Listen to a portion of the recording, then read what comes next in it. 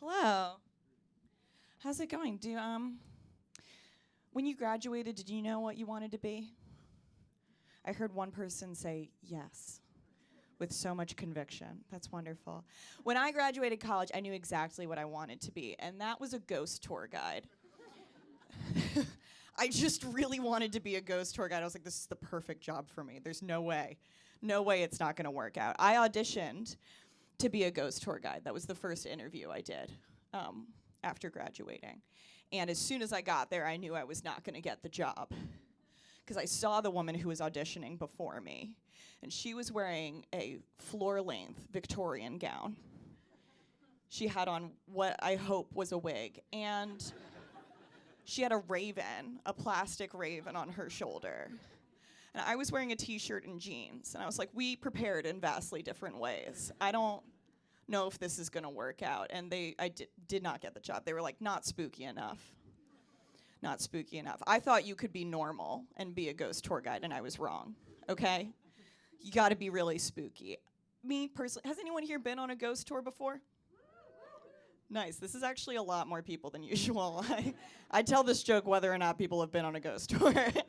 My thing about ghost tours, I just feel like the scariest part of your ghost tour should not be the person giving it. Yeah, I went there. Real controversial opinion. Because if you've ever been on a ghost tour, you know that's what's happening. It's, whoo, you get there and you're like, whoa, are you the ghost? And they're like, no, my name's Chad. I'm wearing a little vest, a little hat, and we are going on a ghost tour.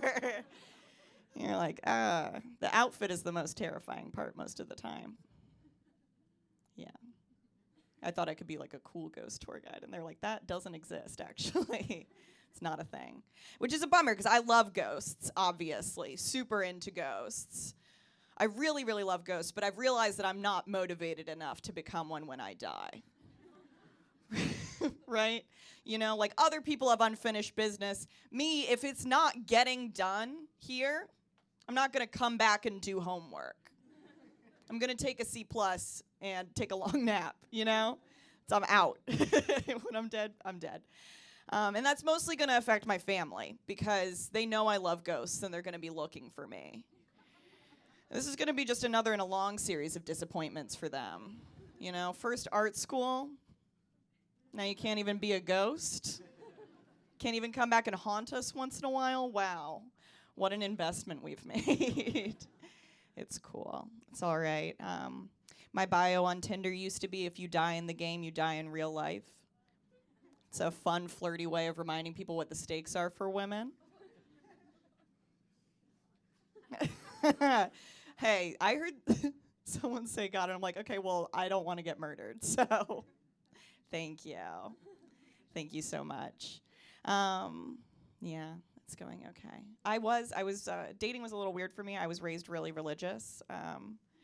So for me, that meant that I didn't have sex for the first time until I was like 19 years old. And when I did, I had never watched porn before. So the only time I'd ever seen a penis was in a biology textbook, and they are so different when they're not cut in half. I was like, woo, where is your Cowper's gland?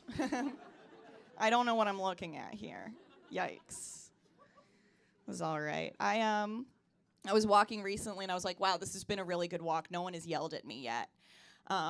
And then someone did yell at me, of course. And now people have different ways of dealing with getting catcalled, right? Some people think that you need to turn around, you need to be like, hey, you can't yell at me. No one likes it. It's rude. It's scary. Even if it's a compliment, it's not appreciated. Stop yelling at people. It's 2020. You always have to tell people what year it is so that they know what they did was wrong. Like they're going to be like, wow, it is 2020. A new decade, and I'm still yelling at people. Got to really look at my choices. That doesn't usually happen. My other thing about catcalling, though, I don't really want to get involved, right? But also, a lot of the time, I don't know who they're talking to. You know, a lot of catcalls, not very specific, if I were to give a note. Little constructive feedback from me. Be more specific. I don't know who you're talking to. Like, they're like, hey, beautiful, who's to say I'm the beautiful one? So many beautiful women out here on these streets. What this man said was, hey, you got no butt. And I was like, all right, that one's for me. I'm not confused about who you're talking to. How dare I walk without a butt and just think I could get away with it? you know. Just unleashing chaos on the streets, really. It hurt my feelings because I know I have a butt. But I don't have enough of a butt to get into an argument about it and feel confident that I'm going to win. That's the level of butt I'm working with right now. I got a new job recently, which is okay. It's good in some ways because I was getting harassed a lot at my old job, which was a bummer because I was an elementary school art teacher. I was just getting harassed by children constantly. I had a 4th grader who kept telling me that he could tell I worked out. Like, I don't even know what you think that means. And I truly do not want to find out. Yikes. I had a girl in the pre-K who kept telling me that she wanted me to come to her house and pee on her mom, which was nuts. I was like, wow, there is just no way that you can afford that. You're 3 years old, I know you don't have any money. But the one kid that was the most persistent was this little guy who was in the 1st grade, and he kept telling me we were going to move into a house together, which was wild. On the one hand, I don't know what he thought the relationship was going to be. Like, I don't know if he thought we were getting married or if I was just going to be his teacher who lived at his house. But on the other hand, he was trying to provide for me more than any man I've ever dated. So it's like, what is your pitch? How's that going to work?